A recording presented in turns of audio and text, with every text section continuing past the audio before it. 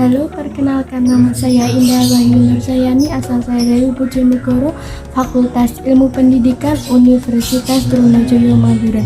Kali ini saya akan memperkenalkan sejarah Sunan Blongsong yang berada di Bojonegoro.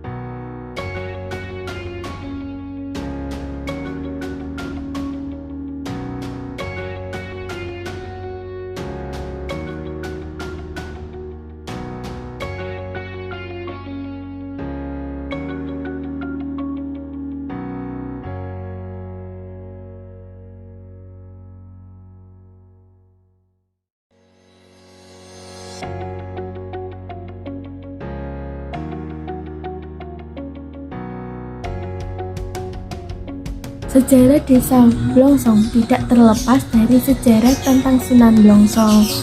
Pada abad ke-17, datanglah rombongan yang dipimpin seseorang di suatu wilayah yang masih belum dikenal.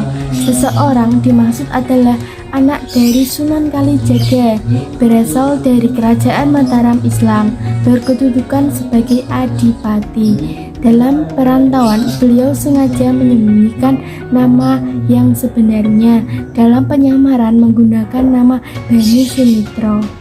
Pemerantauan tersebut disebabkan karena terjadi konflik perebutan kekuasaan pewaris tahta kerajaan satu pihak dengan Belanda, sementara di pihak Banu Sumitra anti Belanda.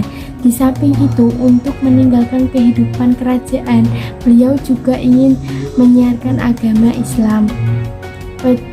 Petugas juru kunci Ustadz Muhammad Syai.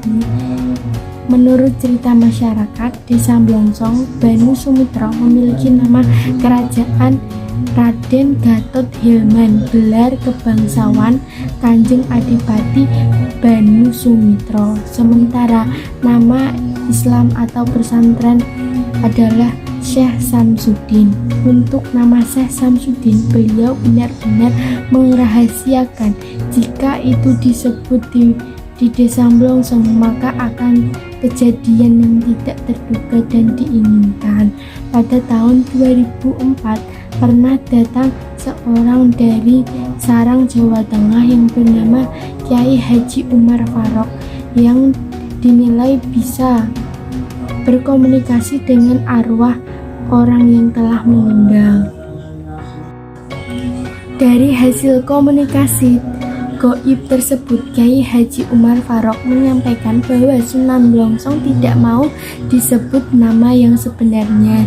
Jika disebut ada resiko yang harus ditanggung, dan jika ingin menyebut maka cukup dengan Sunan Blongsong. Namun Pada waktu berikut saat pengajian oleh Kiai Haji Umar Farok tanpa disengaja disebut nama Syekh Syamsuddin, seketika banyak keluar ular weling yang membuat para hadirin lari berhamburan dan bubar.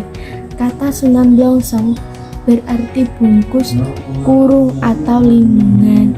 Dalam perjuangan siar agama Islam dan juga perlawanan Belanda, setiap kali berhadapan dengan musuh, Sunan Blongsong dan pasukan selalu tidak kelihatan karena seperti tertutup, terbungkus dan terlindungi.